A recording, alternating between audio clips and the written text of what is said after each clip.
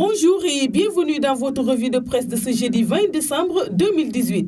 L'affaire Khalifa Ababacar Sall revient au devant de l'actualité. La Cour suprême devant statuer ce jeudi sur le recours introduit par les avocats de l'édile de Dakar suite à sa condamnation pour escroquerie sur deniers publics dans le cadre de la gestion de la caisse d'avance de la municipalité de la capitale.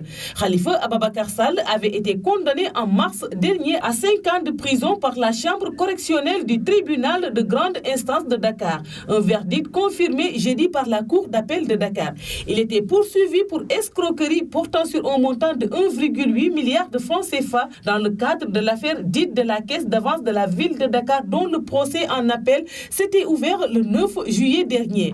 Khalifa Sall face à son destin. Titre par exemple le quotidien LAS au sujet du pourvoi en cassation du maire de Dakar qui sera examiné ce jeudi par la Cour suprême. Ses avocats demandent le renvoi là où ses partisans fusillent le président Macky Sall. Écrit le même journal dont la une est illustrée par une photo de l'ex-maire de la capitale, tout de blanc vêtu, tête baissée et la main sur le front. Jour de vérité finale pour Khalifa Sall. Selon le quotidien Enquête, l'affaire de la caisse d'avance connaîtra un dénouement judiciaire définitif aujourd'hui, note ce journal. Khalifa Sall abat ses dernières cartes, relève Walf Quotidien pour souligner le fait qu'il s'agit d'un jour décisif pour l'ancien maire, un ultime et suprême recours. Le quotidien national Le Soleil, loin de la sphère judiciaire, s'intéresse à la visite du chef de l'État Macky Sall à Tunis. 6 accords de coopération signés, renseigne le journal via sa manchette avec en illustration une poignée de main entre les deux chefs d'État, Macky Sall et Béji Caïd Essebsi. Dakar et Tunis veulent donner un souffle nouveau à leur coopération bilatérale avec ces accords dans plusieurs domaines dont l'éducation, les technologies de l'information et de la communication, l'économie numérique et la culture, renseigne le quotidien national.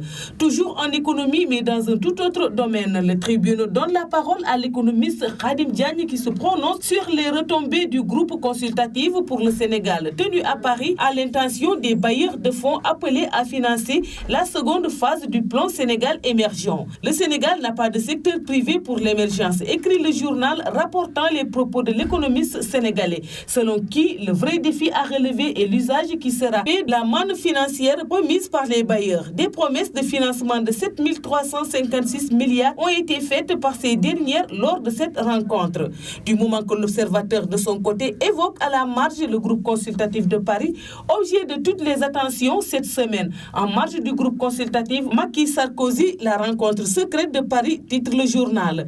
Maître Robert Bourgi et Pierre Barré, le conseil diplomatique de l'ancien chef d'État français présent à l'audience, ajoute l'observateur. En politique, Vox Populi, le Témoin quotidien et le journal Le Quotidien assurent la garde. Le Doxantu promenade en Wolof mouvementé pour Barth et Sonko au centre-ville de Dakar, titre le premier. Cooptation de 7 membres de la société civile au Conseil constitutionnel. L'opposition dénonce des choix douteux. Le pouvoir parle de faux débats, affiche le deuxième journal.